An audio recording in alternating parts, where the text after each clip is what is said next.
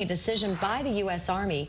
Sikorsky has announced plans to lay off hundreds of workers right here in Connecticut. Channel 3 Eyewitness News reporter Marcy Jones live in our studio to break down the impact of this decision and why some lawmakers are now offering help. Marcy. Good morning, Caitlin and Nicole. Well, the Stratford-based aviation company claims this is purely a financial decision, one they made only after the Army canceled a specialized helicopter program. But some argue losing highly skilled workers could have a deeper impact on the state. Sikorsky says the layoffs amount to less than 1% of the parent company Lockheed Martin's workforce. The eliminated positions will primarily be in the engineering and digital departments, where the helicopter for the FARA program would have been developed.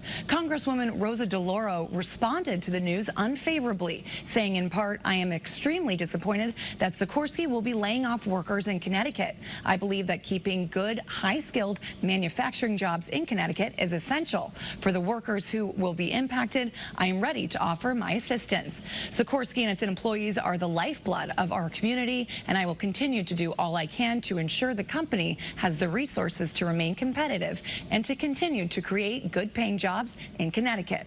Last year, Sikorsky laid off 179 employees, also in Connecticut, following cuts to another helicopter program. Coming up in the next half an hour, flying frustration, why Attorney General William Tong says he wants you to take your complaints to him. In the newsroom, Marcy Jones, Channel 3 Eyewitness News.